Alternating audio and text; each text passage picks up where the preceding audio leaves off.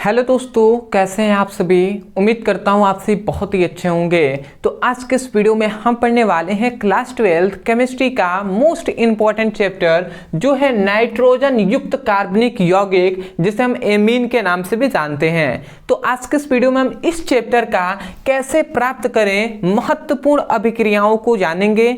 इससे पहले के जो 3 चैप्टर हैं उनका हमने आपको अभिक्रिया बता दिया है कि कैसे हम प्राप्त करेंगे। इस वीडियो में हम 5 रिएक्शन को समझेंगे कि कैसे हम प्राप्त करें। आपके बोर्ड एग्जाम में ऐसा ही ना कहता है कैसे प्राप्त करें रासायनिक समीकरण दीजिए इस प्रकार, और नीचे आपको 5 क्वेश्चन देगा। उसी प्रकार हम आपके लिए 5 क्वेश्चन इस चैप्टर से लेकर आए हैं। आपको इसको बिल्कुल तैयार कर लेना है। तो चलिए हम स्टार्ट करते हैं। थोड़ा सा ध्यान से समझिएगा, बहुत ही इंपॉर्टेंट है और इतना इजी नहीं है, दिमाग लगा कर समझना होगा तब रिएक्शन आपको समझ में आएगा। तो देखिए यहाँ पे हमने लिख दिया है। सबसे पहला हमने क्वेश्चन लिया है कि एथेनोइक अम्ल से मेथेनेमीन, ठीक है, मेथेनेमीन बनाना है। तो याद रखेंगे एथेनोइक अम्ल से हमें मेथेनेमीन बनाना है। अब ये कैसे बनेगा, तो सबसे पहली बात तो हम क्या लेंगे, एथेनोइक अम्ल ले लेंगे। यहाँ पे क्या लिया है, एथेनोइक अम्ल, या इसे हम एसिटिक अम्ल के नाम से भी जानते हैं, ठीक है। परंतु यहाँ पे एथेनोइक अम्ल क्या है, तो यहाँ पे हम लिख देंगे एथेनोइक अम्ल, एथेनोइक अम्ल। ये छोटी छोटी हम बात आपको इसलिए बताते हैं, जैसे आपको लिखना है तो इसको मैं इसलिए लिखता हूं क्योंकि आप कभी भी इसको हल्के में मत लीजिएगा। आप नाम लिखेंगे ना तो आपको फुल नंबर मिलेगा, नहीं तो आप पूरा सही लिख दें और ये 5 नंबर का क्वेश्चन है तो आपको 4 ही नंबर मिलेगा। तो 1 नंबर हम नाम के लिए क्यों काटवाएं, ठीक है। तो इसीलिए मैं नाम को लिखता हूं। तो आप नाम को मुख्यतः 2 नाम लिखना है, एक जिससे प्राप्त कर रहे हैं और जो बन रहा है, ठीक है, यही आपको लिखना है। तो ये एथेनोइक अम्ल है। अब एथेनोइक अम्ल को हम NH3 के साथ हम क्रिया कराते हैं। तो जब हम इसकी क्रिया कराते हैं तो कुछ नहीं होता है। देखिए नाइट्रोजन है, यहाँ पे 3 हाइड्रोजन है, यहाँ पे देखेंगे तो यहाँ पे 1 हाइड्रोजन है, तो यहाँ पे 3 हाइड्रोजन ये एक जुड़ जाता है तो 4 हाइड्रोजन हो जाते हैं। तो वही बात यहाँ पे हुआ है। देखिए CH3COO, CH3COO, और फिर से N है नाइट्रोजन, तो नाइट्रोजन आ गया और 3 हाइड्रोजन, एक ये 4 हाइड्रोजन, तो ये आपका प्राप्त हो गया। अब फिर से हम इसको गर्म करेंगे। क्या करेंगे, इसको गर्म करेंगे। जब हम इसको गर्म करते हैं तो कुछ नहीं होता है। यहाँ से यहाँ से ध्यान से समझेंगे, 2 ऑक्सीजन निकलता है और यहाँ से आपका 2 हाइड्रोजन निकलता है और ये H2O के रूप में बाहर निकल जाते हैं। अगर आप लिखना चाहें तो लिखें, ना लिखना चाहें तो कोई बात नहीं, ये सब साइड प्रोडक्ट हैं, ठीक है। तो ये 2 ऑक्सीजन और 2 हाइड्रोजन यहाँ से निकल जाते हैं। तो यहाँ पे क्या बचा, CH3CNH2। तो वही बात लिखा है CH3CNH2, 4 हाइड्रोजन है ना, 2 निकल गया तो 2 ही ना बचा, तो NH2 हमने लिख दिया।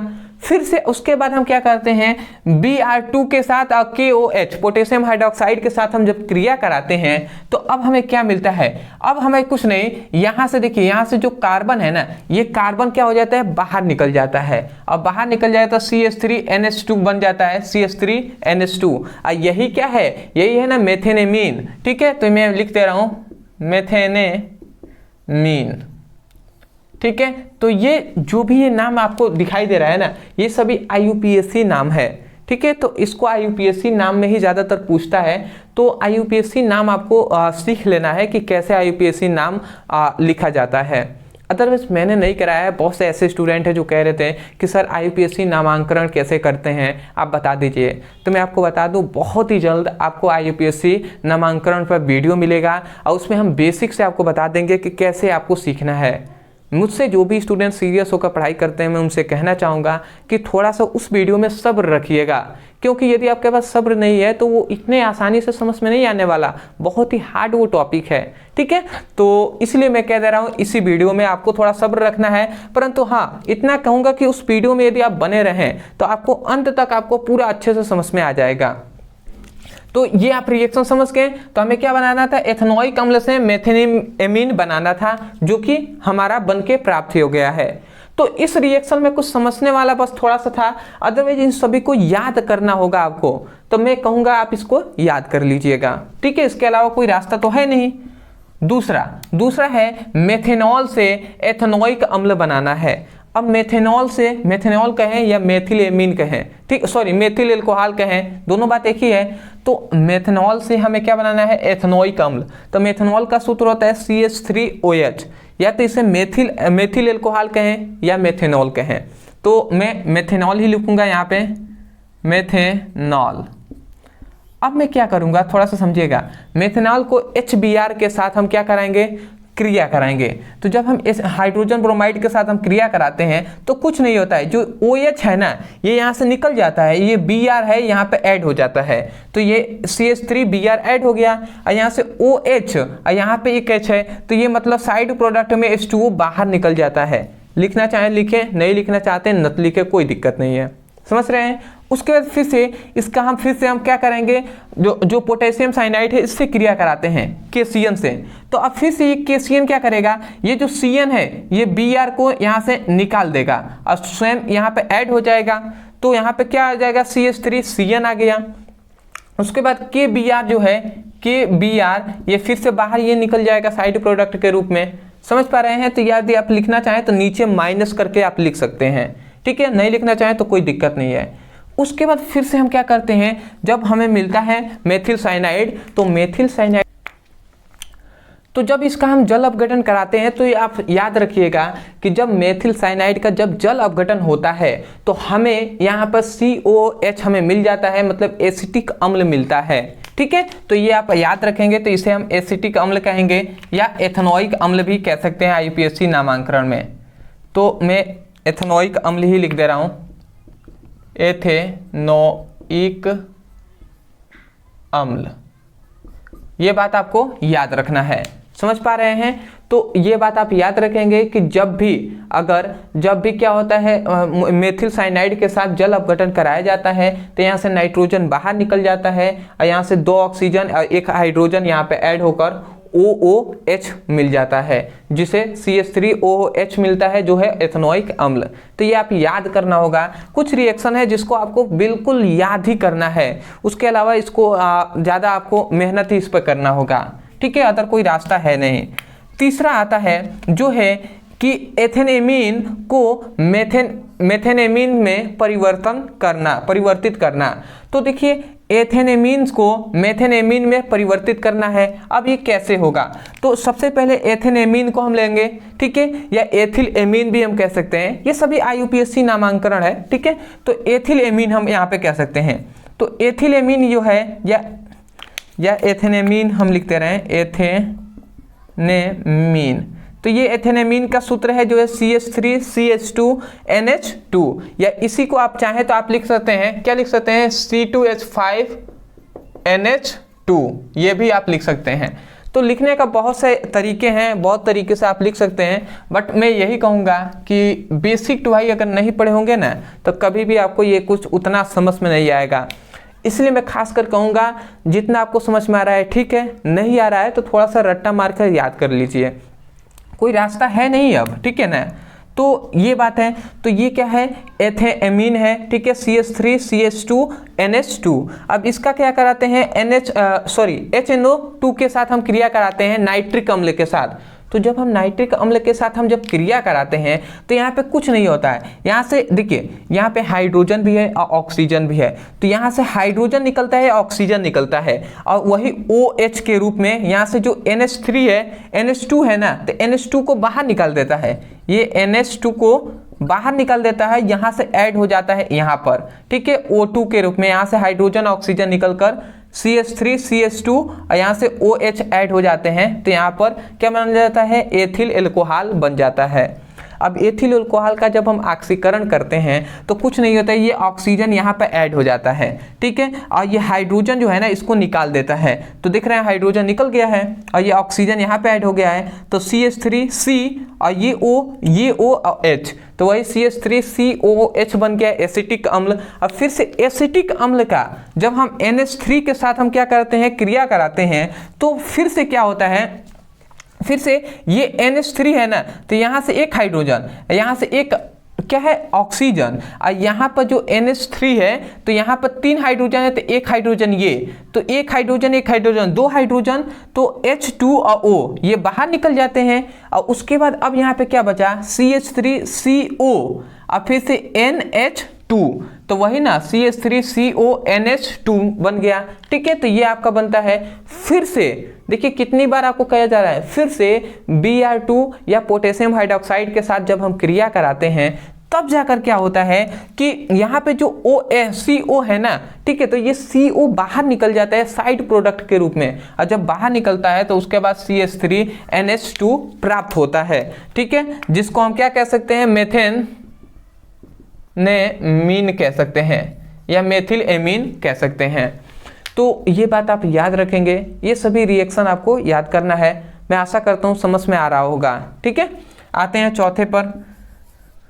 सभी रिएक्शन हार्ड है, ठीक है ना, तो याद ही करना होगा। देख रहे हैं रिएक्शन कितना बड़ा बड़ा है, तो याद ही कर लीजिएगा। ठीक है, नहीं तो अदर कोई ट्रिक होता या कोई भी अगर इससे आसान में मतलब कुछ होता ना तो मैं ज़रूर आपको बताता, क्योंकि मैं खुद ही चाहता हूँ, क्योंकि मुझसे जो स्टूडेंट हैं वो शायद मतलब उतना मतलब खूब बहुत ही अधिक तेज़ नहीं है। ठीक है, वो भी चाहते हैं आसान शब्दों में हमें पता चल जाए जिससे हम समझ पाएँ। ठीक है, परंतु इसका कोई रास्ता नहीं है, इसलिए मैं ऐसे पढ़ा रहा हूँ, ऐसे ही बता रहा हूँ कि आप कम से कम, मैं 5 बता रहा हूँ, 5 आप तैयार कर लीजिए। ठीक है, क्योंकि मैं चाहता हूँ कि आप अच्छे से पढ़ाई कर लें, अपने माता पिता का नाम रोशन करें, आप स्वयं अच्छे नंबर से पास हो जाएं।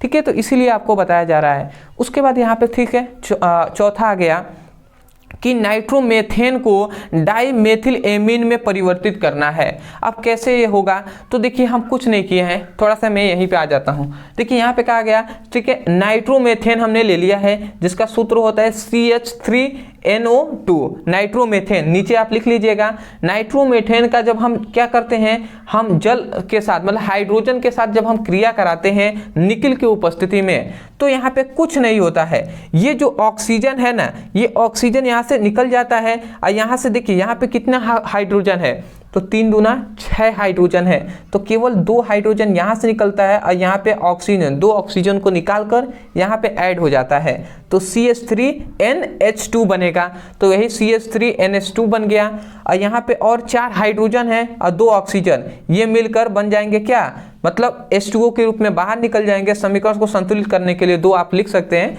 बट आप सिंपल वे में लिखना चाहें तो -H2O लिख देंगे, साइड प्रोडक्ट है, कोई दिक्कत नहीं है। ये आप समझ गए ना, यहाँ से 2 हाइड्रोजन केवल निकलता है, यहाँ पे ऐड हो जाता है, तो CH3NH2 बन जाता है। अब फिर से इसका क्या करते हैं, मेथिल ब्रोमाइड के साथ हम क्रिया कराते हैं CH3Br के साथ, तो यहाँ से कुछ नहीं होता है। यहाँ पे देखिए ये जो CH3 है ना, यहाँ पे एक CH3 है और ये CH3 इसके साथ ऐड हो जाता है, तो जब इसमें ऐड हो जाएगा तो CH3 का होल ट्वाइस हो जाएगा 2 CH3, और यहाँ से देखिए ये Br आएगा, यहाँ पे एक हाइड्रोजन को निकाल देगा, तो एक हाइड्रोजन यहाँ से निकलेगा, एक हाइड्रोजन और ये Br मिलकर HBr बाहर निकल जाएंगे, तो उसके बाद यहाँ पे क्या बचा है, NH बचा, तो वही NH यहाँ पे हमने लिख दिया है। समझ में आ रहा है ना, तो ये आपका रिएक्शन है। मैं आशा करता हूँ आपको समझ में आ रहा होगा। ठीक है, अगर आपको समझ में आ रहा है ना कि कैसे कैसे रिएक्शन हुआ है, बताना ही तो मेरा काम है ना, आप याद करना आपका काम है, मेरा काम है बताना, समझा देना कि ऐसे ऐसे रिएक्शन हुआ है।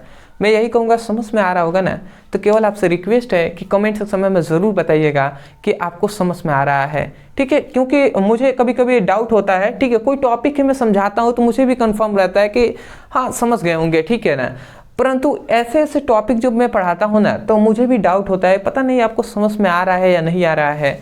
ठीक है, परंतु मैं तो पूरी कोशिश करता हूँ कि आपको अच्छे से समझ में आ जाए, तो एक बार ज़रूर आप कमेंट सेक्शन में बता दीजिएगा। अगला आता है हम अपने 5वें पर।